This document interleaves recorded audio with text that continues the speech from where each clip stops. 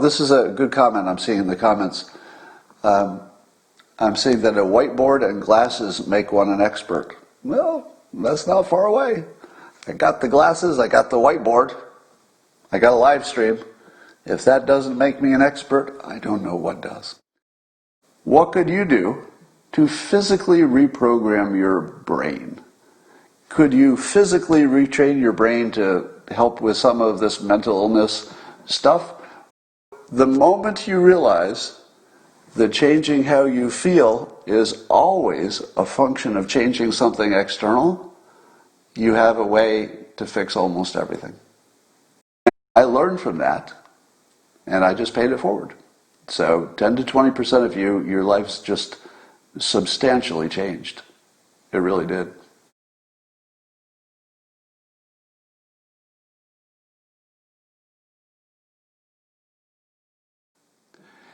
Here's a little framework for you that I put together this morning. This is how I kind of see the world.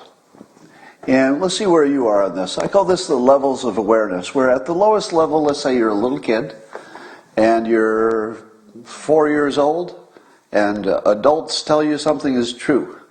And if an adult tells you something is true when you're 4 years old, you say, well, it's probably true. They haven't lied to me yet. But then you learn about that whole Santa Claus thing. I hope there are no kids. Are there any kids watching? Put the earmuffs on the kids. If the kids are watching, kids, earmuffs. When you learn that Santa Claus isn't real, then you go to the next level where you learn, well, maybe sometimes adults can say things that aren't true. That's your next level of awareness. The one after that is that, oh crap, they don't do it once in a while. They do it a lot. Adults don't just lie sometimes. They lie a lot. In fact, the only thing that will predict whether an adult will tell the truth or a lie is whether they can get away with it. Yeah, that's the only thing that predicts. If they can get away with it, it's probably going to happen. So once you reach this level of awareness, you're in full cynicism. All right? Cynicism, and it's kind of a depressive place to live. And I know that place because I lived there for a long time. Eventually, I, of course, became cocky as I gained more knowledge about the world and got older. I was probably a teenager by this point, where I realized that, hey, I could be right, and other people that I trusted, even experts, could be wrong. And it's like a big awareness change. You say, wait a minute, even though let's just pick an age, let's say, even though I'm 17, or maybe you're 25, or whatever you are, even though I'm young, I'm pretty sure I can detect that I'm right on this particular question. I'm not right every time, but there are these occasions when I'm right and even the experts are wrong. When I say you're wrong, I don't mean just you personally, but you, backed by your experts, could all be wrong on really big stuff. I'll give you some examples. And then I would argue that most people are here. If you're watching this live stream, you're probably at least up to here, because I know you're not here, or here, or here, but you're at least up to here. And I would say that where I want to get you is here, to the point where you realize the full subjectivity of reality. Oh yes, there is a real right and wrong at some base level of reality, but it's not really available to us. You can't know if you're right. You can't. Sometimes you can know you're wrong, but you can't know you're right. Now, let me give you some examples in which I have experienced this full flow, if you will. And by the way, this one, the one where no one is right, would be compatible with. It's not the only thing it's compatible with, but it's compatible with simulation theory. The idea that we're a big simulation and that there's some subjectivity to our reality, and that there might be a base reality, an objective reality, but we don't have access to it. Our brains are not designed to even see it or understand it. Now, oh, this is a good comment I'm seeing in the comments. I'm seeing that a whiteboard and glasses make one an expert. Well, that's not far away. I got the glasses, I got the whiteboard, I got a live stream. If that doesn't make me an expert, I don't know what does. So let me give you some examples of subjective reality that informed my path here. One of them was when I joined corporate America. Some of you know this story. And as a corporate employee, I would experience many absurdities in my daily life. And unlike the rest of you, I decided to take those absurdities and frustrations of office life and turn them into a world-famous comic strip called Dilbert.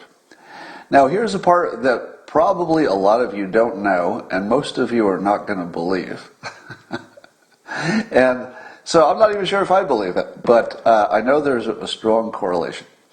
So if you're too young to remember this, Dilbert's now over 30 years old, but in the early days of Dilbert in the 90s, there was a trend of just absurd management consultant trends, just crazy stuff, where there would be some consultants who would come in and they would train the staff in these weird practices and beliefs, and it was just so obviously a bunch of BS, but nobody really was talking about how management was largely astrology and guessing and a scam game, because managers needed to do something to make it look like they were managing. But the job of managing often doesn't have many moving parts. If you're a really good manager, after you've hired and trained your staff, not a lot to do, all right? If you trained your people and you've hired them and you're fully staffed, there's not much to do. So if you're a manager, you have to make it look as though you're putting in the work.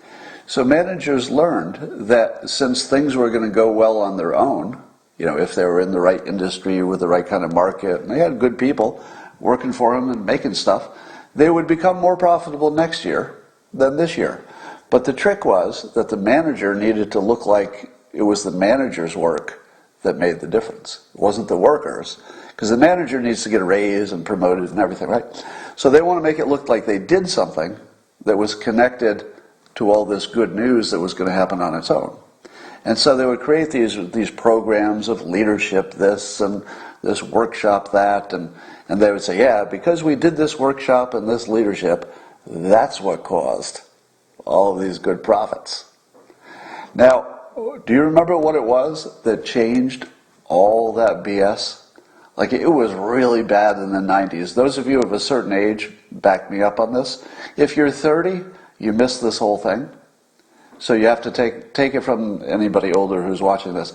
There was this crazy, just ridiculous amount of management BS, and there was one book after another, best-selling book about how to find your excellence and how to do the right thing.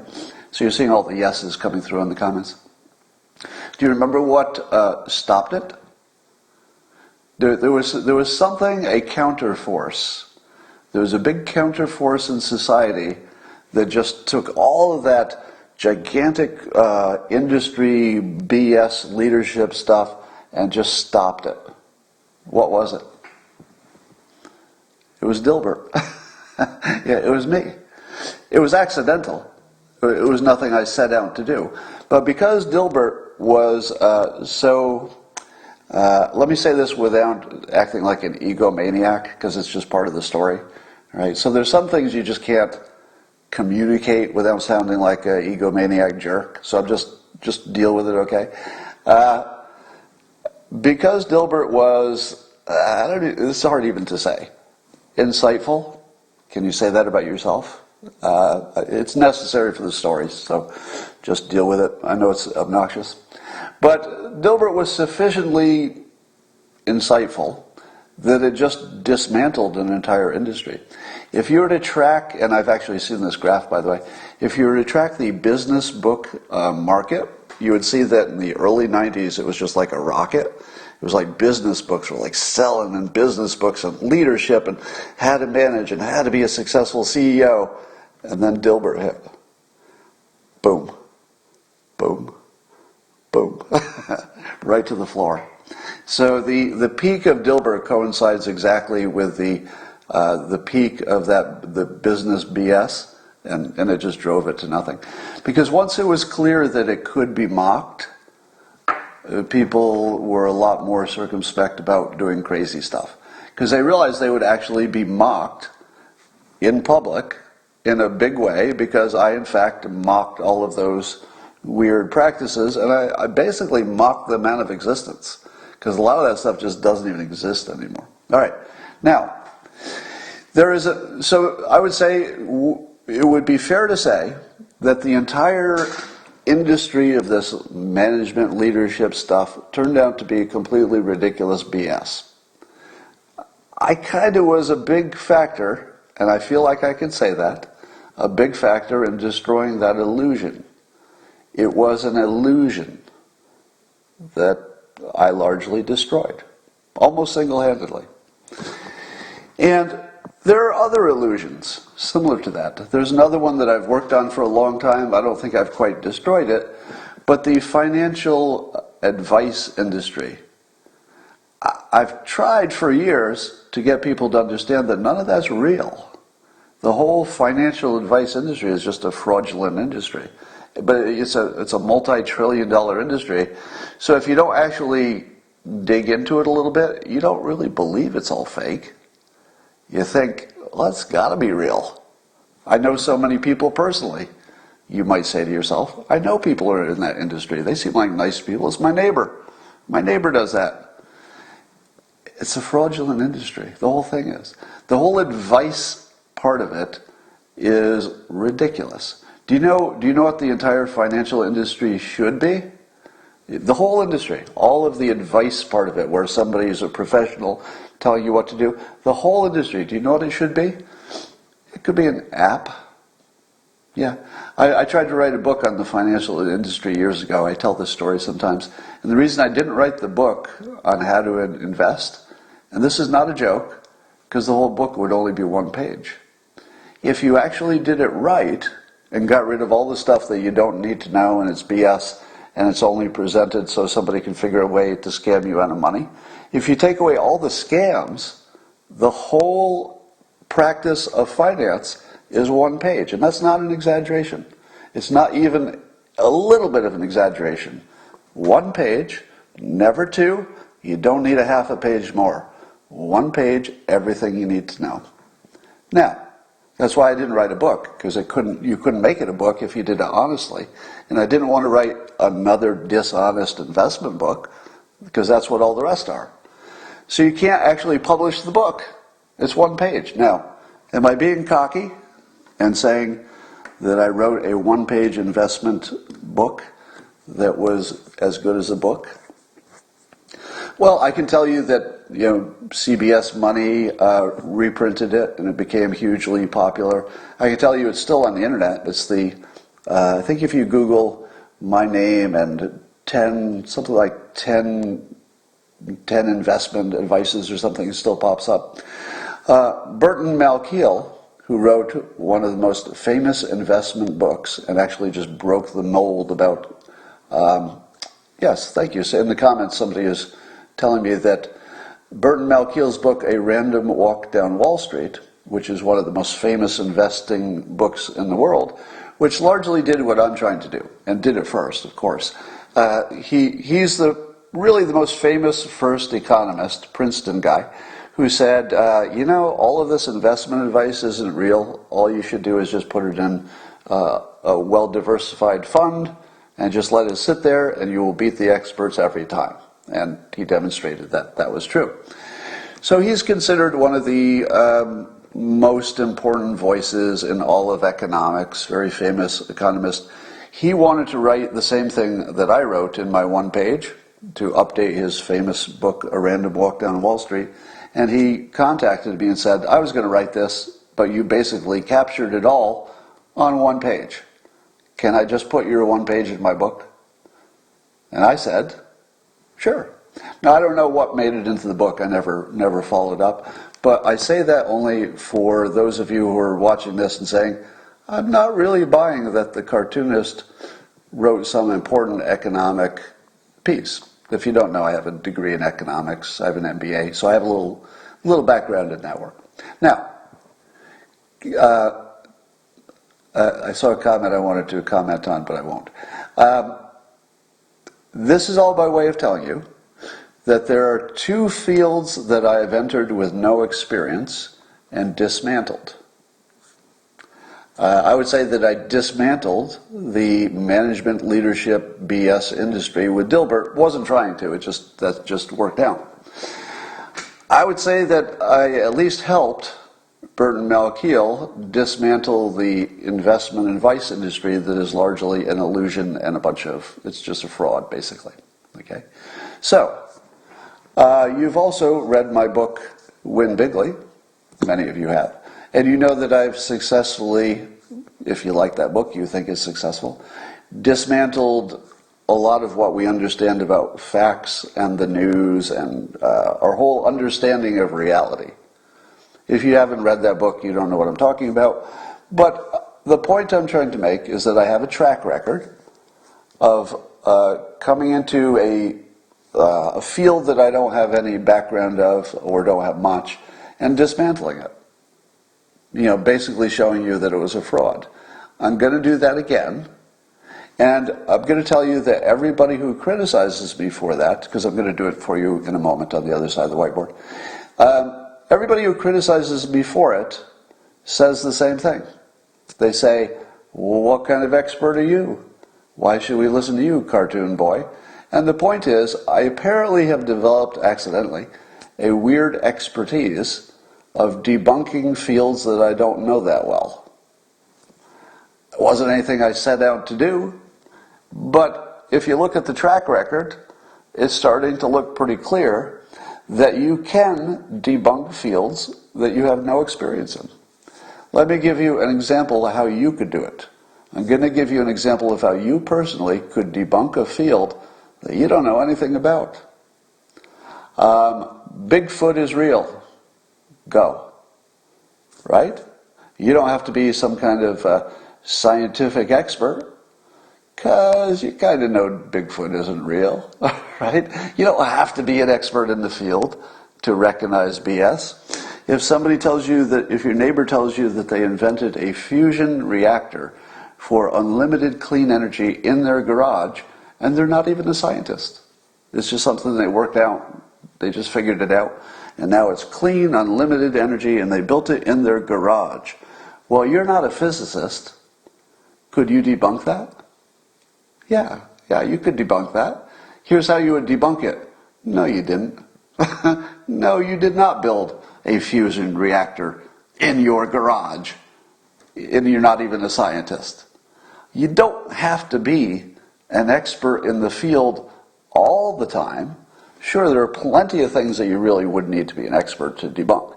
So in, let's say, a scientific field, if there was a scientific claim that you couldn't tell one way or the other just by observing it, yeah, you'd have to be an expert. You'd have to be a really big expert to debunk that. But you don't need to be an expert to debunk things that are clearly and plainly false.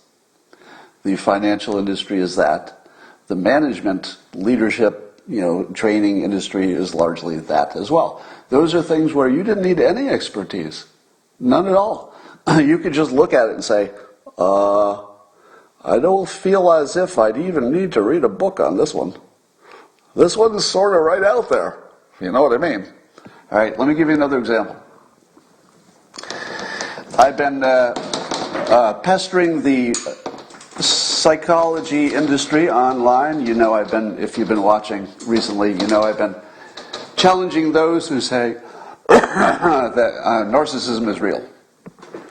And of course, we're hearing narcissism all over the place, and there's this alleged epidemic of narcissism. And people are thinking it's because people take too many selfies and social media is turning us into narcissists, etc. I'm going to take a different approach on that, as I have been on Twitter, too much criticism, etc. Here's what I see with no expertise. Are you ready? So how much expertise do I have in the field of psychiatry, And psychology, 0. I mean, I've taken courses, I've read about it all my life. I am a trained hypnotist, which is, maybe a little sliver of some of that field. But do I claim any expertise in the field of psychology or psychiatry? No. None. But is that going to stop me from doing what I'm going to do next? Nope. Because sometimes you don't need to be an expert to know that your neighbor who's an idiot did not really make a fusion reactor in his garage. I don't need to have a PhD to do that, right? That's how obvious some stuff is. And I'm going to tell you, I'm going to break it down to you. This, for some of you, this is going to break your brains. For the rest of you, some of you are going to say, yeah, I knew that. But some of you, your brain is just going to get broken right now. And I apologize in advance for what I'm about to do to you. So I've been reading up on just the last few days on various symptoms and mental health conditions. Now, as you know, there are lots of mental health conditions that have names. You can say, well, you got this OCD or OCPD. You've got your depressions and your bipolars. You got your schizophrenics and you might be on the spectrum. Your anxieties, you name it, right? So you got all these things that have names on them. ADHD, whatever. I'm not sure which of these are actually mental illness versus just a mental situation. Right, now, each of these have a whole bunch of symptoms. And they have constellations of symptoms. So most of these things that have a name have a number of different symptoms. So I wrote on the board some example symptoms. This is by no means complete. This is just a little sample. And there's nothing special about the symptoms I chose. These are just example symptoms and of lots of symptoms. And here's what I observe with no understanding of psychology or psychiatry, no background whatsoever. I'm just looking at it. Here's what I see. I see the psychologists say, all right, all these different things have a variety of different symptoms, but the ones we see a lot, let's say, we're going to pick out these guys, this group here, just these symptoms, and maybe some others, right? But I'm going to label this, and I'm going to give this little group a name. And I'll use just a fake name. I have to get this closer so I don't rip my microphone out. We'll call this the flurbs. Flurbs. Just something I made up.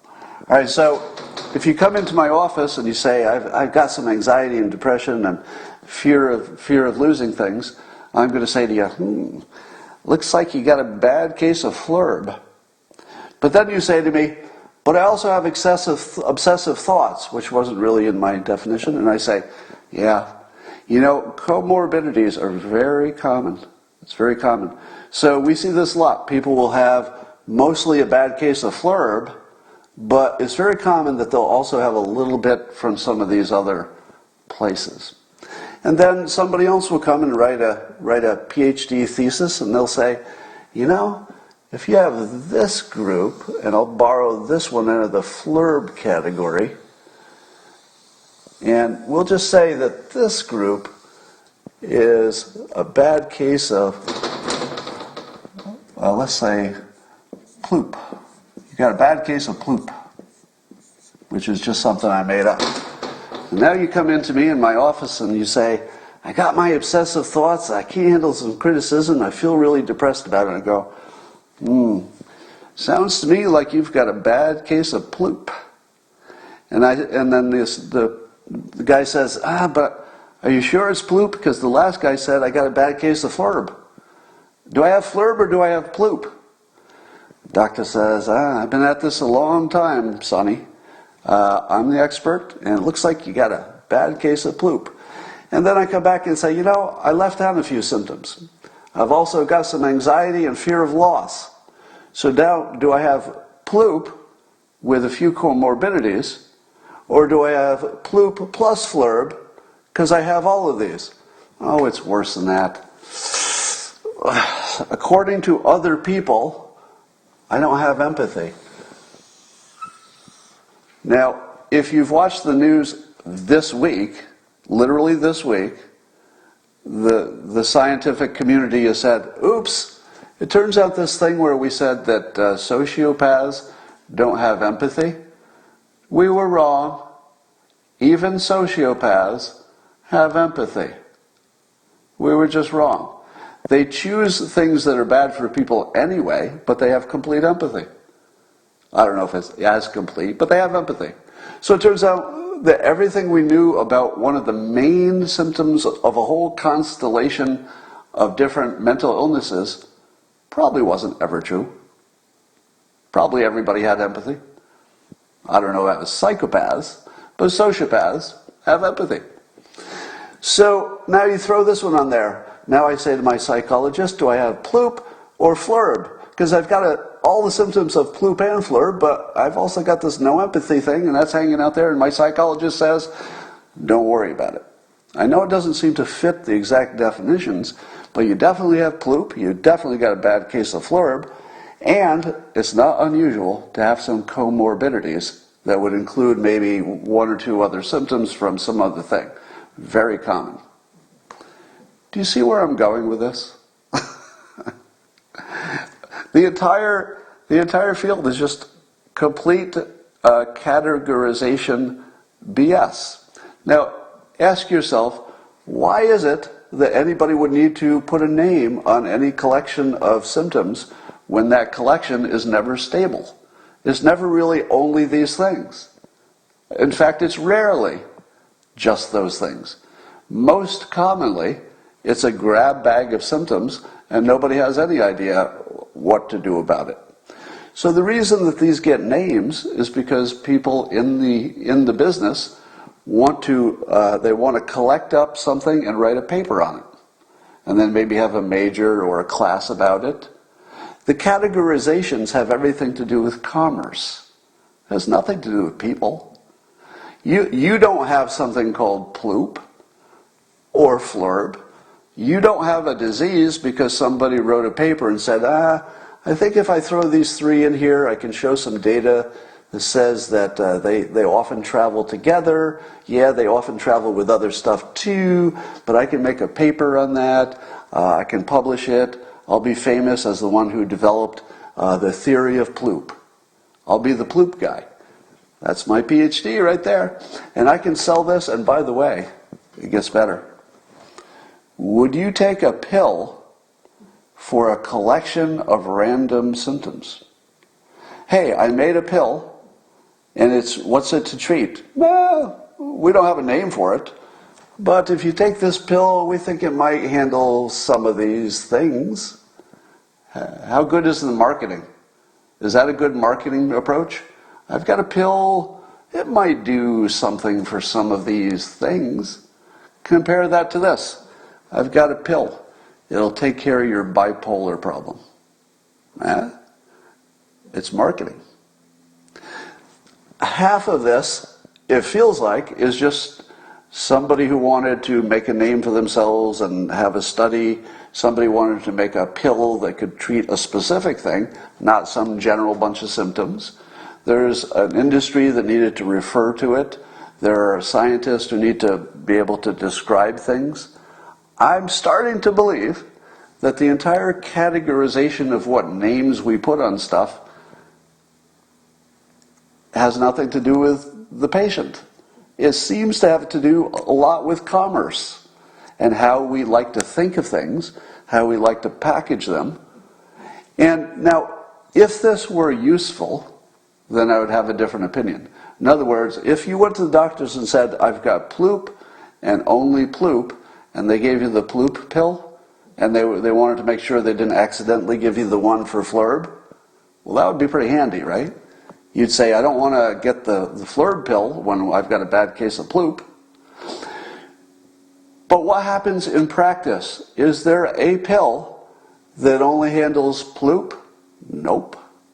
There's a pill that they say, this pill is pretty good for ploop, and we found we have good effects when we've got flurbs, and even when we don't have a name for it, and you've got some 3 of these, same pill.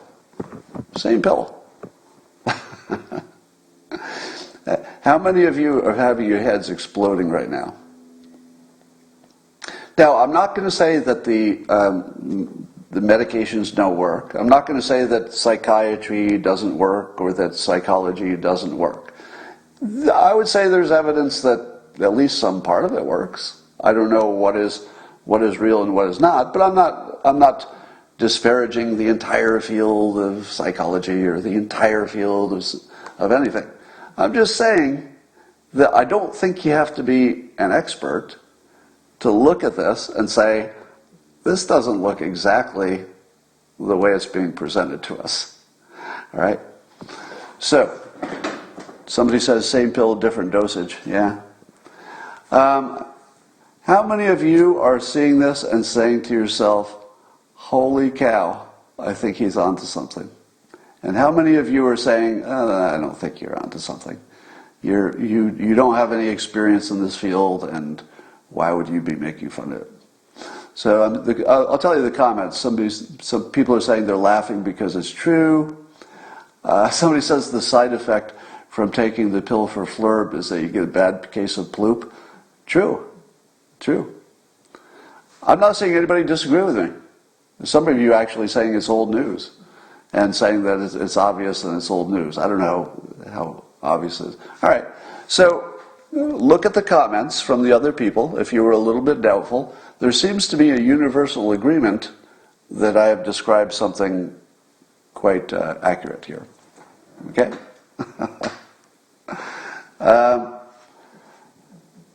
I'm actually kind of blown away about how many people are agreeing with me. So I didn't think this would go over as well as it did. Kind of surprised about that, honestly. So here's what I would suggest.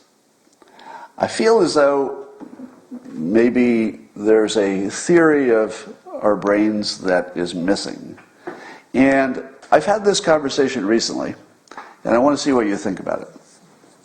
I've heard it said that if you have some of these conditions, whatever name you want to put on it, your brain, you have a certain brain with a certain structure, and therefore the only thing that's going to help is probably a drug, because you've got a physical problem. You don't have when you say it's a mental problem, it's easy to imagine it's something about this amorphous, non-physical thing called your mind. But most people who have a little bit of understanding of the world understand that there's a physical problem with the brain, because the physicality of the brain is what causes your thoughts, right? It has to have a certain structure and chemistry to produce a certain set of thoughts. So if you're thinking to yourself, well, there's nothing I can do behaviorally, there's nothing I can do with my environment or my lifestyle that's going to change it, because how do you change something that's in your brain? And here's the most important thing that I think humanity needs to understand. Your brain is programmable. You can physically change the structure of your brain by the things that you do. Now you have to know how to program. If you just randomly go through your life, you will randomly program your brain. Maybe that doesn't help you too much. But you can rigorously decide how to program your brain, and when you do, it physically changes. Physically. Everything that you learn becomes a physical change. If you have a trauma, that's a physical change. That's why it's so hard to get rid of PTSD, because it's physically in there. It's not a memory per se, like a concept. It's a physical change. That's why it's persistent. So, what could you do to physically reprogram your brain? Could you physically retrain your brain to help with some of this mental illness stuff? Certainly not all of it. I mean, there have got to be things that are just beyond our ability to, handle with any specific tool. Maybe you need lots of tools. But let me give you a model here of how to approach this. I wasn't planning on doing this today, but I'm going to change some of your lives just for fun, because the news is boring. So since the news is boring, I'm going to change some of your lives. This will work, I would guess, something like 10 to 20% of you will never be the same after this. That's true. Most of you will just say, oh, this was entertaining, or it wasn't. But about 10 to 20% of you will never be the same after the next 5 minutes. Because I've seen this happen, so I'm not really guessing. I know this will be the case. And all I'm going to do is reframe something. I'm going to tell you things you already know are true. I'm just going to organize it differently so that you can see them differently even though you know all the parts. Okay? That's called reframing. Very powerful if you do it right. It goes like this. This is you. And even though I'm a world-famous cartoonist, sometimes stick figures are the way to go. So that's you. And you want to reprogram this thing in your brain. It's in your head. It's your brain. So there's your brain. And you want to reprogram it because it's not making you happy. It's giving you some problems.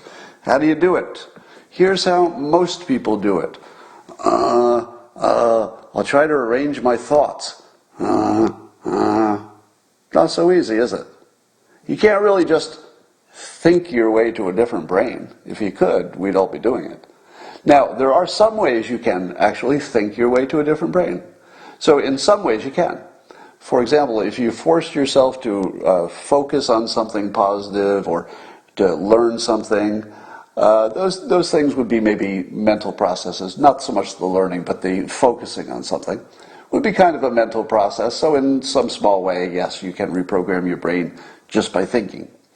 But mostly, you have to do it this way. You've got to do something in the outside world. This is a very bad picture of a globe of the world. Globe of the world. There's South America there, a little bit of Europe. Let's give us a little Hawaii there. So if you want to do something to reprogram your brain, here is the reframing that will change the lives of 10 to 20% of you right now. You have to change something in the world to reprogram that little wet thing inside your skull. That's how it's done. Did that seem like a big deal? For 80 to 90% of you, you just said, 10 to 20% of you just said, what? What? It's the first time you're thinking of it this way. Let me give you an example. You feel bad. Get out of the house, get in your car, go someplace that changes your mood. That is a change in the world. That happened outside of you. There was a car, change of scenery, changed how you feel. Let's say you go do a thing over and over again. Going and doing a thing is a change in the world. You got to change the world to change your brain. So you think the way to think of your brain and reprogramming it is that there's an interface for your brain, the actual mound of cells and chemistry in your skull. There is an external interface, like a chessboard. And if you go to the external interface outside your head and move the chess pieces just right, it reprograms your head permanently. So look for those ways that you can reprogram your external life. For example, let's say you've got a fear of a thing, whatever it is. Speaking in public, you have you don't like to be touched. You don't like a certain kind of stimulation. Now, in some cases, you probably can't get past that. But here's what I would at least try. Graduated exposure. Have you ever heard that? There are a number of cases where graduated exposure works. And basically it is, if there's a thing you can't do, you kind of creep up on it by doing it a little bit until you can get used to it. So let's say it's impossible for you to be in a crowded place, or let's say a social place. You just don't want to be in a cocktail party. The way to deal with that is to manipulate the external world. So you put yourself in a situation where you can practice small and then pull back as soon as it's uncomfortable. So you do 2 minutes of talking to 3 people, and then you pull back. And the next time you do 5 minutes of talking to 3 people, and then you pull back. Until talking to those 3 people for 5 minutes is easy. And then you do it for 10 minutes. So that's graduated exposure. Now, I'm not saying that that works for any one of the symptoms. I'm saying that if it does make sense for you, that's something you can manipulate in the external world. So the big aha for those of you who have any kind of mental problem you're working for is that almost certainly there's a way to at least make it better. I'm not going to say any of this will cure any particular mental problems. That would be way too big a claim. I'm saying that you could probably chip away at a lot of this stuff by manipulating the outside world. Here's the way to think of this. Have you ever had a bad mental problem at the same time you had good sex? Chances are, not so much, right? If you're lucky enough that you've had good sex in your life, you know the experience of feeling great and having no mental problems at that moment, but just at that moment. And so if it's true that what you're doing, having your great sex, changes your chemistry at least temporarily, you already know the experience of using the external world, in this case another human being, to change your mind. So the moment you realize that changing how you feel is always a function of changing something external, you have a way to fix almost everything.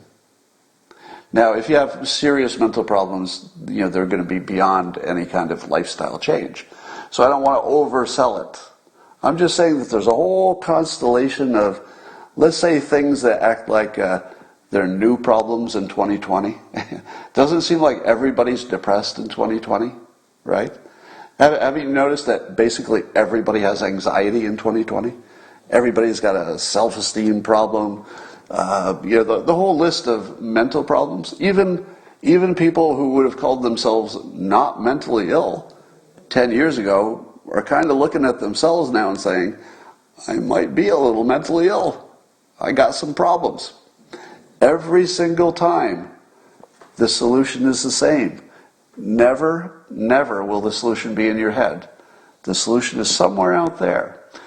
Gratitude is one of the ways to reprogram your brain. If you're in a negative space, try gratitude. Simply finding a person in the real world, give them a call, send them a text, and say how much you appreciate them. All right, I do this around Christmas pretty much reflexively now because I like it. I'll just pick somebody at random, not random, it's somebody I've actually thought a good thought about, contact them out of the blue, and say, all this time I've been very grateful about something you taught me, or grateful about the time we spent, or something you did for me, just out of the blue. Do you think that doesn't reprogram your brain? It does. It does it pretty quickly. Gratitude is one of those things that's built into us as some kind of I don't know, it's part of our software, I guess. And if you activate it, it has a predictable effect on the nature of your brain. So let it fly. Just let it fly. I saw a tweet by Roly Poly, Twitter user Roly Poly, and I think his exact tweet was that compliments are a way of distributing happiness. I think I got it close. I'm trying to quote it exactly. Compliments are a way of distributing happiness. And that's exactly the way I think of them. But it's two-way. It's a two-way happiness. When you give somebody a compliment they weren't expecting, I'm not talking about the ones that are sort of expected.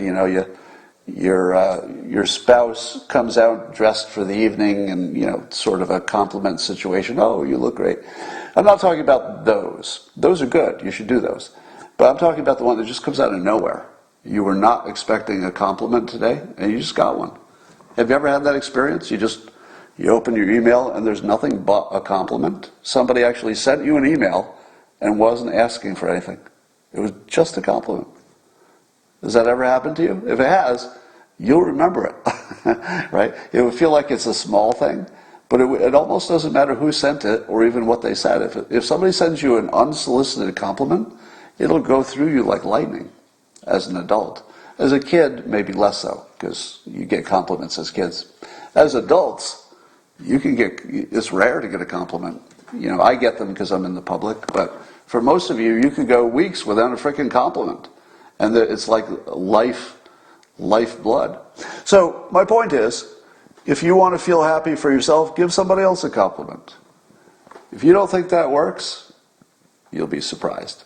Just keep in mind that whenever you're in those few situations that you know you can be happy, you just had great sex, you won the lottery, you're out in nature, you took a great trip. If you could be happy in those situations, it means that the outside world is available to you as an interface to program your brain. That is all I want to tell you. Now, some of you, I do listen to all of your criticisms of my live stream, by the way, and I find them helpful. Here's another reframing for you. How do you like being criticized? You hate it, don't you? Don't you hate getting criticized? Everybody hates it. It's not something you can enjoy. Here's a reframe for you. Every criticism you receive, just play this sound effect when you get it. You ready? Cha-ching. Yeah. Every time somebody criticizes you, you just made money. Do you know why I say that? Because you just made money. It's true. If somebody criticizes my live stream, and I'll tell you the biggest criticism I'm hearing, it's not the biggest one, but it's one I hear the most, is that my shelves are boring. Right? How many of you have told me, since I did this, that my shelves are boring? A lot of you, right? Now, do I feel good that you're telling me that there's something about my thing that I do every day isn't good? No. Nobody likes to be criticized. It's not like you can enjoy it. But how do I receive it? Do I receive it as, oh, I guess I suck? I could, right?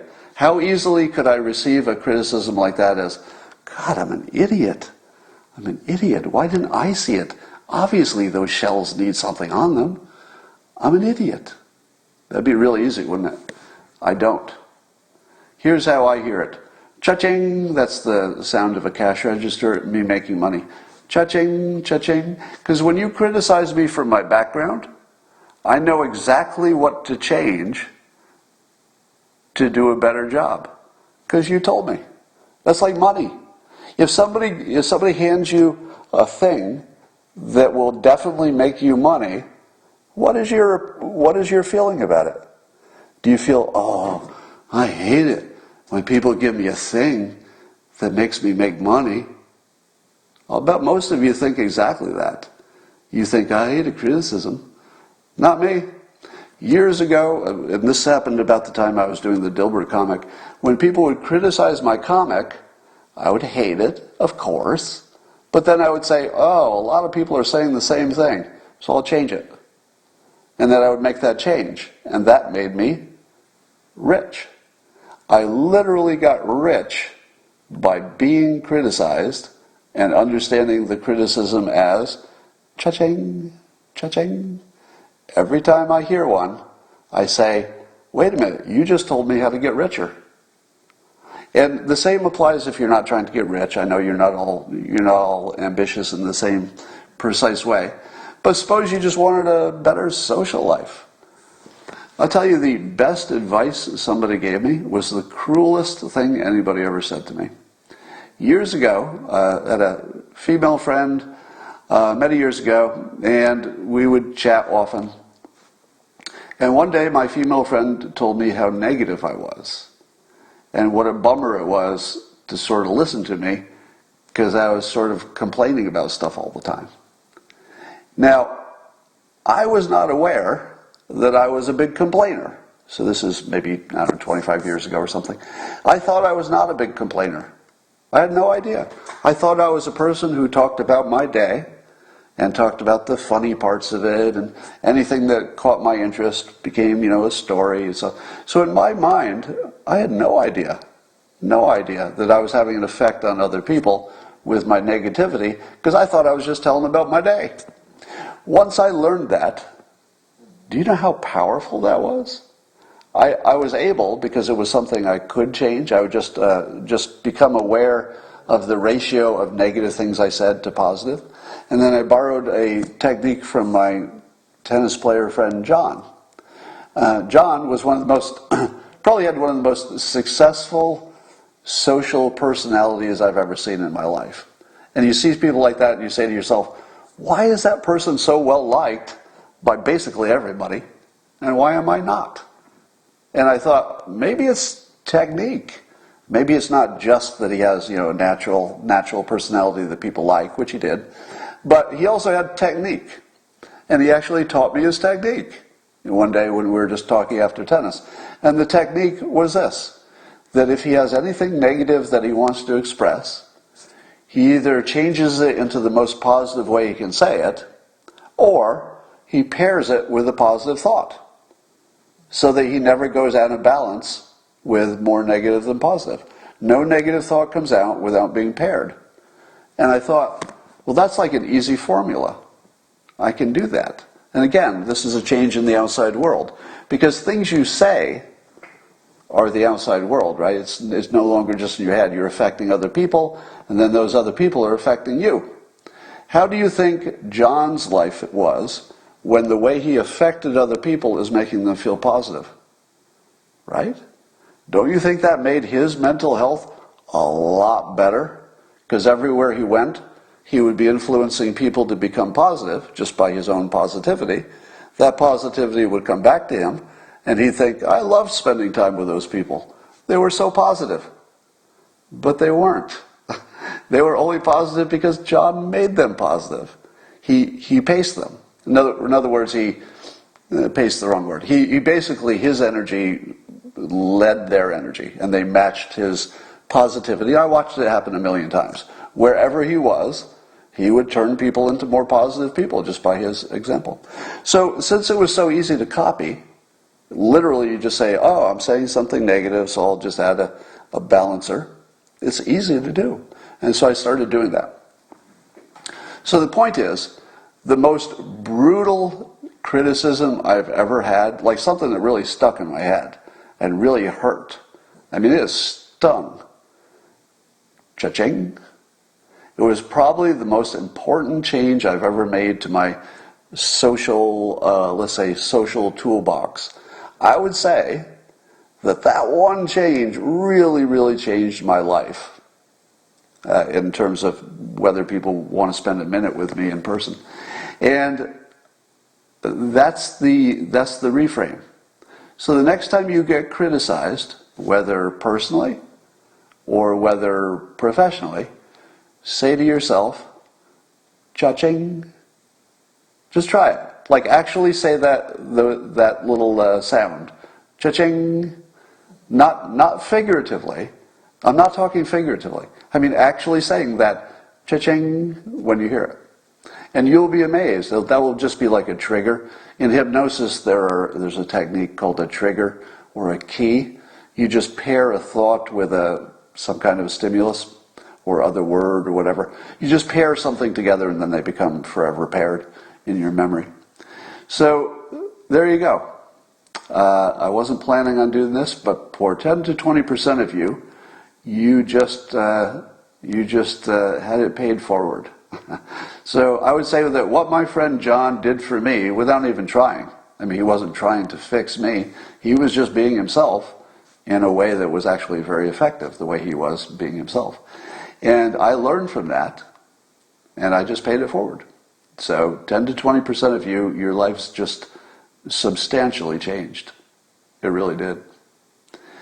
Most of you, maybe you learned something, and that would be good too. And there might be some of you for whom you know somebody who needs this.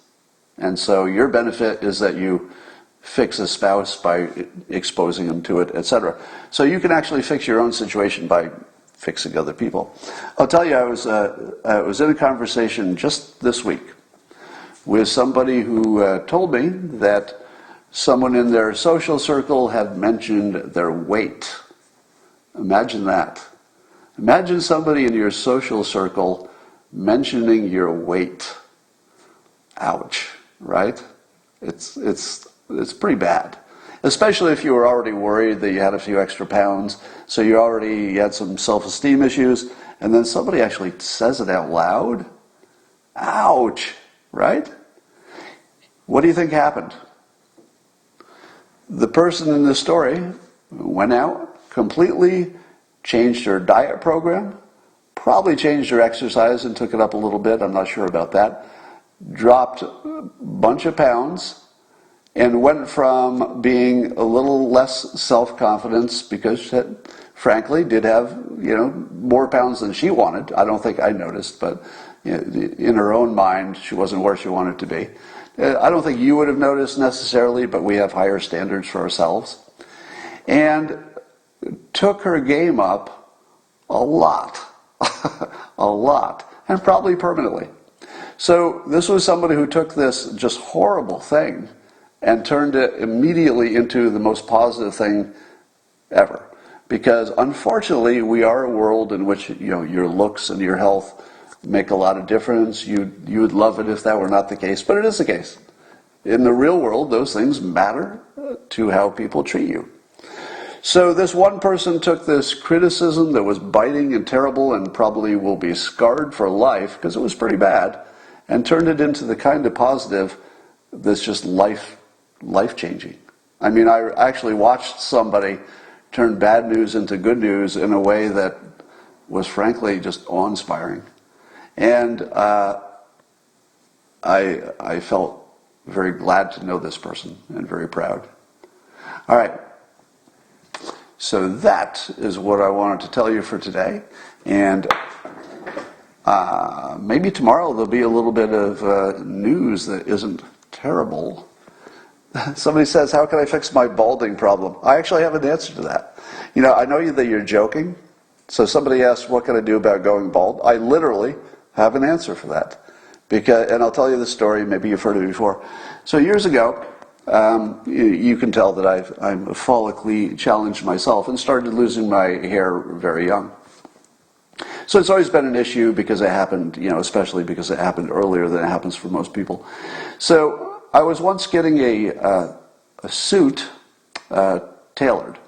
And I happened to be in the suit buying place, and the gentleman who was helping me, he was doing the measuring and helping me with my suit, and I was trying it on, and we were just chatting. And I don't remember why, but I think he said I looked good in the suit or something, as a salesman would. And I said something self-deprecating, joking around. I said something, yeah, but it's too bad I'm short and bald or something. And he gave me the best life advice I think I've just about ever had. And at the time I was the trained hypnotist, and he was the guy working in the suit shop, and he gave me the best hypnosis trick to make my loss of hair not matter that I've ever seen. And it was this: make sure that you go to the gym, build up your physicality to the point where people don't notice you're bald. Now, what's your first reaction to that? Do you think you could build up your physicality, your muscles, and get your body in good shape to the point where people don't notice you're bald? Do you think that's the thing? Well, let me tell you. He gave me that advice, and after he gave me the advice, I had already noticed that he was really strapped himself. He was a really fit guy. And you could tell, even he was wearing a suit, but even in his suit, you could tell this guy was ripped. And after he told me this, do you know what I noticed? He's bald. Didn't even notice. I had worked with this guy up close. He was literally measuring my suit. And until he told me he was bald, I didn't even know it. And it wasn't that my brain didn't see it. It's that he had shifted my attention from the top of his head, where there wasn't much going on, to the rest of his body. And his body was magnificent, if I may say so, of another man. His body was magnificent, even in a suit. He was so well developed that you could tell his chest and his arms were really well done. And I said to myself, that actually worked. That actually worked. And so it wasn't long after that I started, just buzz cutting what I had left, and went to the gym Dan Bongino, thank you very much. Dan Bongino, there's an example. I assume is he losing his hair or does he just cut it short? I don't even know. But you look at Dan Bongino and is the first thing you say to yourself, there's a bald guy? No. I don't even know if he's actually losing his hair or he just cuts it short. But either way, you're not going to look at Dan Bongino and say, there's a bald guy. That's the last thing you think. You're going to think, damn, what is he doing with his exercise? Joe Rogan, another example. Do you look at Joe Rogan and say to yourself, there's a bald guy? Nope. You look at him and say, what the hell is he doing with his fitness? I want to do some of that. Michael Jordan, bald guy? Nope. So, to the answer to your question, yes, you can actually make your baldness go away. 3 examples right there. Made their baldness go away. And I think that this technique is one you can generalize to a lot of stuff. You don't need to fix all of your flaws if you can make people look somewhere else. Right? 2 ways to fix a flaw. One is to actually fix it, and one is to make people not care. Which is just as good. If nobody cares, you stop being a flaw. So, I don't think you expected me to have an answer for that, but there it is.